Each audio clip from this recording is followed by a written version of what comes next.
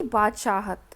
आरिफ, सलीम, चलो फौरन सो जाओ। अम्मी की आवाज़ ऐन उस वक्त आती थी जब वे दोस्तों के साथ बैठे कव्वाली गा रहे होते थे या फिर सुबह बड़े मज़े में आइसक्रीम खाने के सपने देख रहे होते कि आपा झिंझोड़ कर जगा देती, जल्दी उठो, स्कूल का वक्त हो गया। दोनों की मुसीबत में जान थी। हर वक्त पाबंदी, हर वक्त तकरार, अपनी मर्जी से चू भी न कर सकते थे। कभी आरिफ को गाने का मूड आता तो भाईजान डांटते, चुप होता है या नहीं, हर वक्त मेंढक की तरह टर्राए जाता है। बाहर जाओ तो अम्मी पूछती, बाहर क्यों गए? अंदर रहते तो दादी चिल्लाती, हाय मेरा दिमाग फटा जा रहा है शोर के मारे।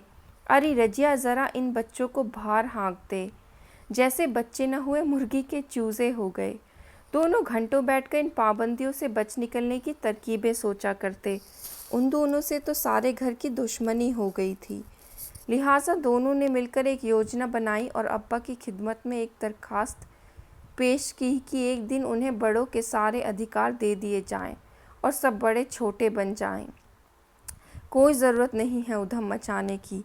अम्मी ने अपनी आदत के अनुसार डांट पिलाई, लेकिन अब्बा जाने किस मूड में थे कि न सिर्फ मान गए बल्कि इकरार भी कर बैठे कि कल दोनों को हर किस्म के अधिकार मिल जाएंगे। अभी सुबह होने में कई घंटे थे कि आरिफ ने मम्मी को झिंझोर डाला, अम्मी जल्दी उठिए, नाश्ता तैयार कीजिए। अम्मी ने चाहा एक झापड़ रसीद करके सो रहे, मगर याद आया कि आज तो उनके सारे अधिकार छीने जा चुके हैं। फिर दादी ने सुबह की नमाज़ पढ़ने के बाद दवाएं खाना और बादाम का हरीरा पीना शुरू किया तो आरिफ ने उन्हें रोका। तौबा है दादी, कितना हरीरा पिएंगी, आप पेट फट जाएगा। और दादी ने हाथ उठाया मारने के लिए। नाश्ता मेज पर आया तो आरिफ ने खानसामा से कहा, अंडे और मक्खन वगैरह हमारे सामने रखो, दलिया और दूध बिस्कुट इन सब को दे दो। आपा ने कहर भरी नज़रों से उन्हें घूरा, मगर बेबस थी, क्योंकि रोज़ की तरह आज वह तरमाल अपने लिए नहीं रख सकती थी। सब खाने बैठे तो सलीम ने अम्मी को टोका, अम्मी ज़रा अपने दांत देखिए, पान खाने से कितने गंदे हो रहे हैं। मैं तो दांत मान चुकी हूँ, अम्मी ने टालना चाहा। नहीं, चलिए उठिए। अम्मी निवाला तोड़ चुकी थी, मगर सलीम ने ज़बरदस्ती कंधा पकड़कर उन्हें उठा दिया।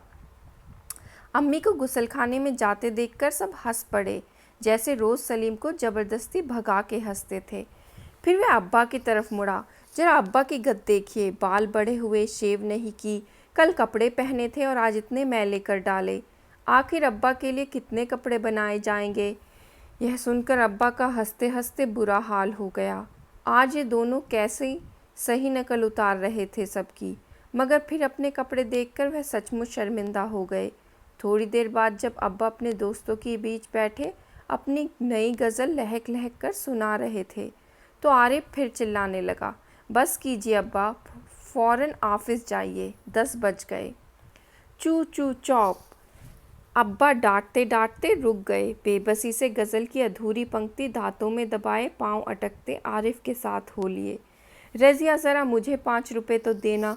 अब्बा दफ्तर जाने को तैयार होकर बोले, 5 रुपये का क्या होगा, कार में पेट्रोल तो है। आरिफ ने तुनक कर अब्बा जान की नकल उतारी, जैसे अब्बा कहते हैं कि इकन्नी का क्या करोगे, जेब खर्च तो ले चुके।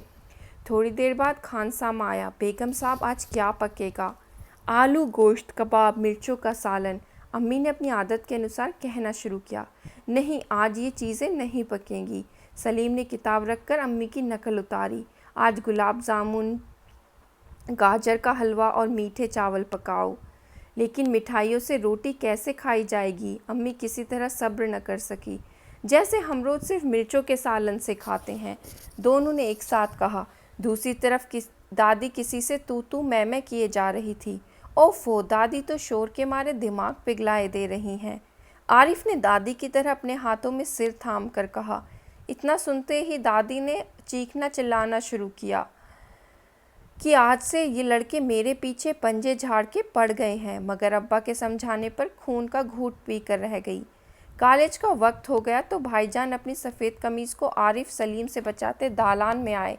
अम्मी, शाम को मैं देर से दोस्तों के साथ फिल्म देखने जाना है। आरिफ ने आंखें निकालकर उन्हें धमकाया, कोई ज़रूरत नहीं फिल्म देखने की, इम्तिहान करीब है और हर वक्त सैर सपाटों में गुम रहते हैं आप। पहले तो भाईजान एक करारा हाथ मारने लपके, फिर कुछ सोचकर मुस्कुरा पड़े, लेकिन हुजूर आली दोस्तों के साथ खाकसार फिल्म देखने की बात पक्की कर चुके हैं, इसीलिए इजाज़त देने की मेहरबानी की जाए। उन्होंने हाथ जोड़ के कहा। बना करें, बस मैंने एक बार कह दिया, उसने लापरवाही से कहा और सोफे पर दराज होकर अखबार देखने लगा। उसी वक्त आपा भी अपने कमरे से निकली, एक निहायत भरी साड़ी में लचकती लटकती बड़े ठाट बाट से कॉलेज जा रही थी। आप? सलीम ने बड़े गौर से आपा का मुआयना किया। इतनी भारी साड़ी क्यों पहनी? शाम तक गारत हो आएगी, इस साड़ी को बदल कर जाइए, आज वह सफ़ेद वाइल की साड़ी पहनना। अच्छा अच्छा, बहुत दे चुके हूँ, आपा चिढ़ गई। हमारे कॉलेज में आज फंक्शन है, उन्होंने साड़ी की शिकने दुरुस्त की। हुआ करे, मैं क्या कह रहा हूँ, सुना नहीं? अपनी इतनी अच्छी नकल देखकर आप शर्मिंदा हो गई। बिल्कुल इसी तरह तो वह आरिफ और सलीम से उनकी मनपसंद कमीज़ उतरवा कर निहायत बेकार कपड़े पहनने का हुक्म लगाया करती हैं। दूसरी सुबह हुई, सलीम की आंख खुली तो आपा नाश्ते की मेज सजाए उन दोनों के उठने का इंतज़ार कर रही थी। अम्मा खानसामा को हुक्म दे रही थी कि हर खाने के साथ एक मीठी चीज़ ज़रूर पकाया करो। अंदर आरिफ के गाने के साथ भाईजान मेज़ का तबला बजा रहे थे और अब्बा सलीम से कह रहे थे, स्कूल जाते वक्त एक चवन्नी जेब में डाल लिया करो, क्या हर्ज है। जिलानी बानो, उर्दू से अनुवाद लक्ष्मी चंद्र